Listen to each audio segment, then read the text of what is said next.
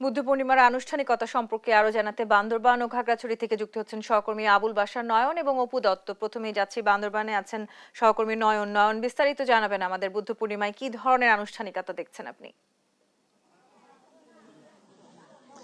তনি, আমি আছি বান্দরবানের নাইক্ষ্যংছড়ি উপজেলার দুংরি হেডম্যানপাড়া বুদ্ধ বিহার এলাকায়, যেখানে আজকে যে বুদ্ধ পূর্ণিমা বা বৈশাখী পূর্ণিমার যে তাৎপর্য, সেই তাৎপর্য নিয়ে আমরা আসলে এখানকার যা পুণ্যার্থীরা রয়েছেন, দায়িক দায়িকা রয়েছেন, তাদের সঙ্গে আসলে কথা বলছিলাম।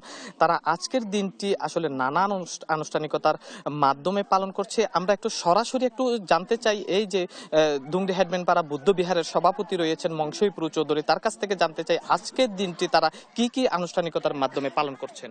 ধন্যবাদ আপনাকে। আজকে আমাদের দিনটি ইংরাজি বর্ষ হলো 22/5/2024।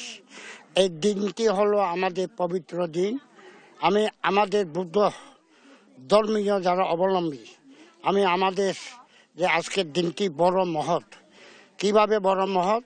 আজকের দিনটি হলো আমাদের গৌতম বৌদ্ধ যে যুবরাজ যেদিন বনবাস চলে গেলেন এই পূর্ণিমা, এই পূর্ণিমার দিন তিনি বুদ্ধিত্ব লাভ করেছিলেন।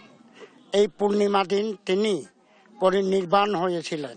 তাই আমি আমাদের প্রত্যেকটি বছরে বছরে ন্যায় আজকে যে বুদ্ধ পূর্ণিমা হিসাবে বৌদ্ধিক গাছের নিচে যে বুদ্ধিত্ব লাভ করেছিলেন, তাই আমি আমাদের বুদ্ধ ধর্ম অবলম্বী যারা আছেন চন্দন পানি ওই বুদ্ধি বৃক্ষ গোড়ায় আমরা পানি ঢালে আমরা সুখ শান্তি কামনা করি, যেন জাতি ধর্ম বর্ণ নির্বিশেষে আমরা শান্তি কামনা করি প্রত্যেকটি বছরের। ধন্যবাদ। এখানে আমরা দেখতে পাচ্ছি বিভিন্ন বয়সের নারী পুরুষ রয়েছেন, তরুণরা রয়েছেন, তাদের আজকের দিনটিতে আপনাদের আসলে প্রত্যাশা কি? আসলে আজকের প্রথম দিনটি আমরা পোশাকে আমাদের বুদ্ধ ধর্মীয়দের যারা দুংরি হেডম্যানপাড়ায় বাসী যারা দায়িকা রয়েছে তাদের মাধ্যমে আমরা অনুষ্ঠান শুরু করি। তারপরে বুদ্ধ স্নানের পর পঞ্চশীল অষ্টশীল গ্রহণের মাধ্যমে আমরা আজকের অনুষ্ঠান, এই পবিত্র অনুষ্ঠানটি আরো উজ্জ্বল ভবিষ্যৎ কামনা করি। ধন্যবাদ। আসলে আপনি শুনছিলেন আজকে যে বুদ্ধ পূর্ণিমার যে আনুষ্ঠানিকতা, এই আনুষ্ঠানিকতা তারা নানা কর্মসূচির মাধ্যমে পালন করছে। আমরা দেখতে পেয়েছি এখানে চন্দন জল নিয়ে বিভিন্ন বয়সী নারী পুরুষ এসেছেন, তারা এখানে সমবেত প্রার্থনা করবেন। এখানে যে বট বৃক্ষ রয়েছে, বট বৃক্ষের সামনে গৌতম বুদ্ধের মূর্তি রাখা হয়েছে, যেখানে তারা এই যে জল ছিটিয়ে তারা যে ধর্মীয় আনুষ্ঠানিকতা সেটি পালন করবেন এবং প্রদীপ প্রজ্বলন করবেন। আসলে নানা আনুষ্ঠানিকতা রয়েছে। বুদ্ধ সম্প্রদায়ের যে বেশ কয়েকটি গুরুত্বপূর্ণ ধর্মীয় অনুষ্ঠান রয়েছে, তার মধ্যে এটি একটি বড় একটি ধর্মীয় অনুষ্ঠান। আসলে এই ছিল আমার কাছে বান্দরবানের নাইক্ষ্যংছড়ি থেকে বুদ্ধ পূর্ণিমার সর্বশেষ। চলে যাচ্ছি স্টুডিওতে। তন্নি, ধন্যবাদ আপনাকে নয়ন। দর্শক, আমরা বান্দরবান থেকে খাগড়াছড়িতে যেতে চাই, সেখানকার বুদ্ধ পূর্ণিমার আয়োজন সম্বন্ধে জানাতে আমাদের সহকর্মী অপু দত্ত আছেন। অপু, বুদ্ধ পূর্ণিমার কি ধরনের আয়োজন দেখছেন আপনি? খাগড়াছড়িতে কিভাবে বুদ্ধ পূর্ণিমা পালিত হচ্ছে জানাবেন আমাদের। ধন্যবাদ তনি। আমি আছি এখন খাগড়াছড়ির একটি ঐতিহ্যবাহী বৌদ্ধ বিহারে। প্রায় 120 বছর পুরাতন এই বৌদ্ধ বিহার ঘিরে আসলে ধর্মীয় আচার আনুষ্ঠানিকতায় একটা উৎসব মুখর পরিবেশ এখানে কিন্তু তৈরি হয়েছে। আমি যদি আপনাদেরকে একটু দেখাই যে আমার পেছনে এখন বৌদ্ধ ধর্মাবলম্বীরা আসলে সমবেত প্রার্থনায় যুক্ত হয়েছেন। এই সমবেত প্রার্থনা কিন্তু সকাল থেকে কয়েক ধাপে হয়েছে। এখানে পঞ্চশীল দান, অষ্টশীল দান, এমনকি ধর্মীয় দেশনা সহ নানান আনুষ্ঠানিকতা কিন্তু এখানে সকাল থেকে ধাপে ধাপে হয়েছে। এখন ঠিক আধ ঘন্টা পরে এখান থেকে একটি ধর্মীয় শোভাযাত্রা বের হওয়ার কথা রয়েছে। খাগড়াছড়ির বিভিন্ন প্রান্ত থেকে এখানে কিন্তু বৌদ্ধ ধর্মাবলম্বীরা কিন্তু এখানে উপস্থিত হচ্ছেন। আপনারা জানেন যে এটি একটি পূর্ণময় দিন হিসেবে বৌদ্ধ ধর্মাবলম্বীরা নানান আয়োজন করে থাকেন।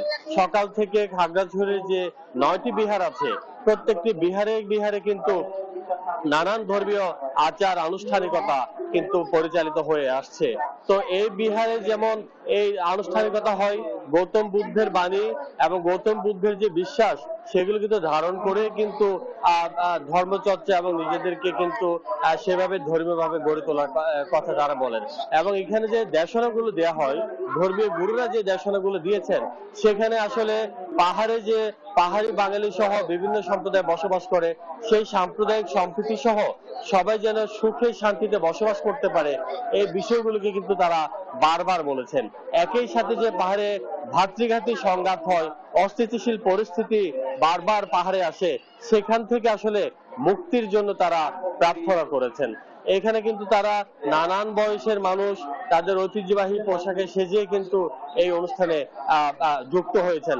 আপনারা যদি আমার পেছনে একটু দেখেন যে কিছুক্ষণ পর আসলে ঠিক এই মঙ্গল শোভাযাত্রাটি এই শহর থেকে বের হবে এবং শহরের গুরুত্বপূর্ণ শহর সদর প্রদক্ষিণ করে পুনরায় আবার এই মন্দির প্রাঙ্গণে এসে শেষ হবে। এরপরেও কিন্তু সন্ধ্যার পরে আরো বেশ কিছু আনুষ্ঠানিকতা কিন্তু বিহারে বিহারে চলমান রয়েছে এবং এই আনুষ্ঠানিকতা আজকে সব বিহারগুলোতেই চলবে বলে আমরা জানতে পেরেছি। তো এই ছিল আসলে খাগড়াছড়ির সর্বশেষ। তন্নি। অপু, আপনাকে ধন্যবাদ। দর্শক, খাগড়াছড়ি এবং বান্দরবান থেকে আমাদের সহকর্মীরা যুক্ত হয়েছিলেন বুদ্ধ পূর্ণিমার আনুষ্ঠানিকতা সম্পর্কে জানাতে।